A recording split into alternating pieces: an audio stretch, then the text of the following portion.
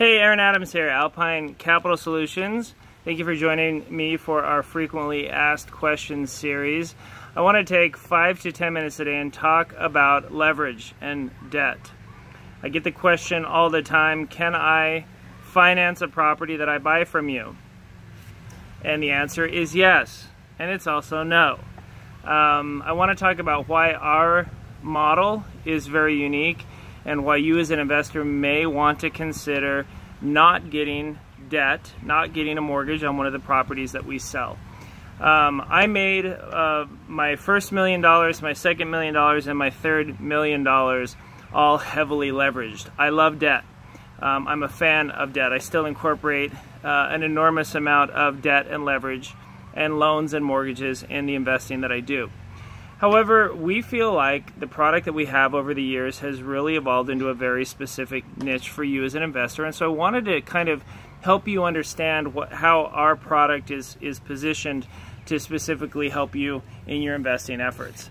Almost 80% of what we sell now are sold to investors who buy homes from us using IRA or 401k money. Many of you have $100,000, $200,000, $400,000 sitting in an IRA, sitting in a 401k that is not making much more than 3 or 4% a year at Fidelity or Merrill Lynch.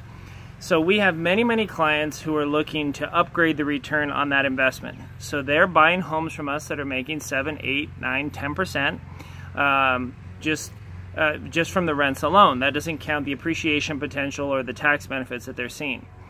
So if you're in that situation and you have money that you haven't been happy with that return, then our properties could be a good alternative for you.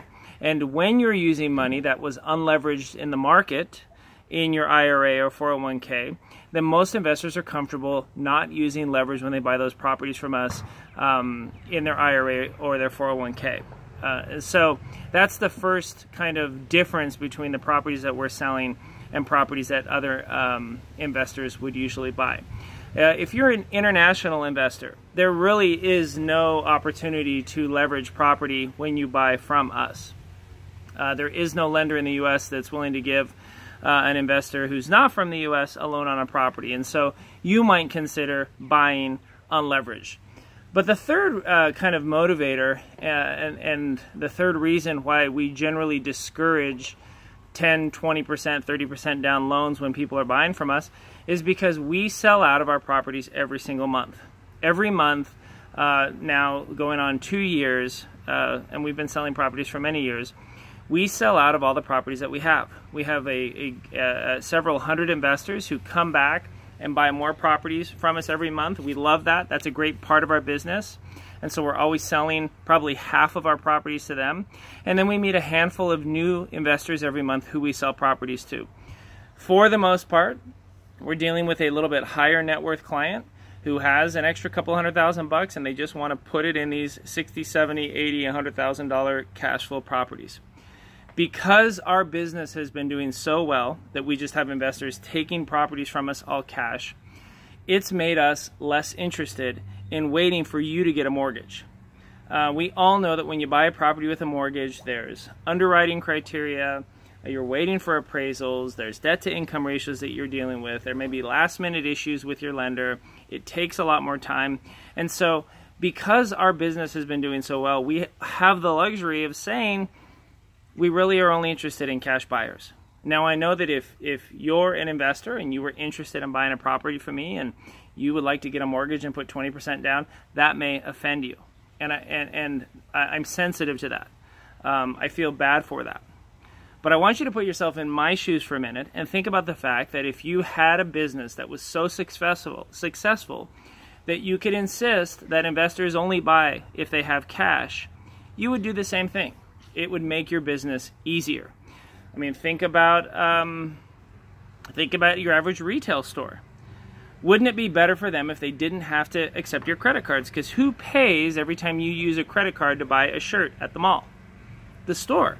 Usually 1 to 1.5% of whatever that shirt costs, they have to pay the credit card company for the right to accept the credit card from you.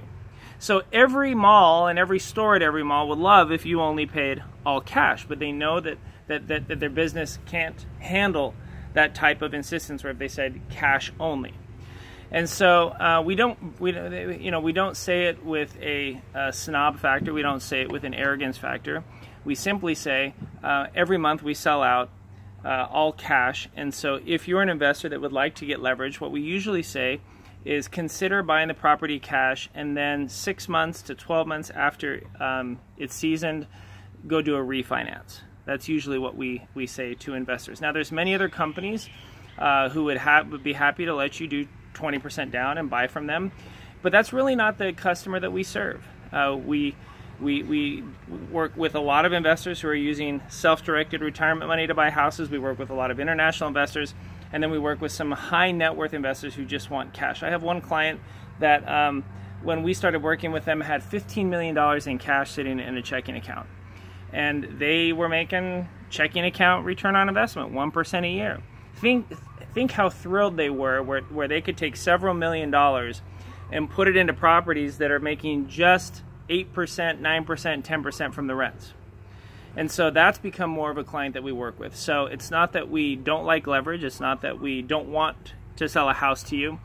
But I can tell you, as someone who owns a property management company, that when you do the 20% down mortgage and buy a house from me, and a year from now or 2 years from now, the unthinkable happens, and it does happen 5-6% of the time, an eviction takes place.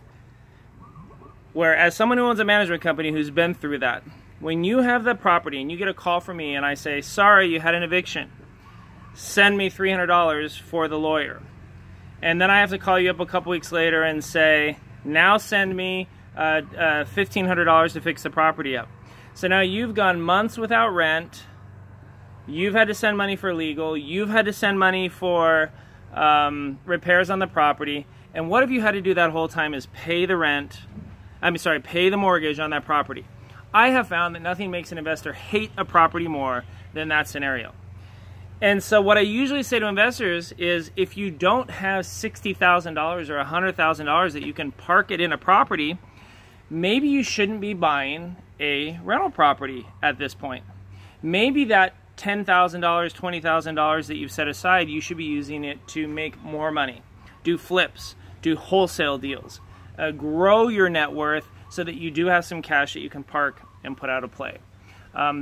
That's a thought process that I've had, and that's something that I've talked to a lot of investors about. Understanding that that's going to cause us to sell less properties, that we may lose your business. We find, from someone who manages thousands of properties for investors, nothing makes an investor hate a property more than paying the mortgage, paying the eviction, and not getting any rent. And so we as a management company are sensitive to how frustrating that is for investors as well. No one's ever happy about an eviction, but at least if the only thing you have to pay is to fix the property, it makes it a little bit more palatable. So hopefully that that helps you kind of think through leverage and more importantly, understand how we do business and what a typical happy client is from our company. So thanks for spending a few minutes with me today on this frequently asked question series.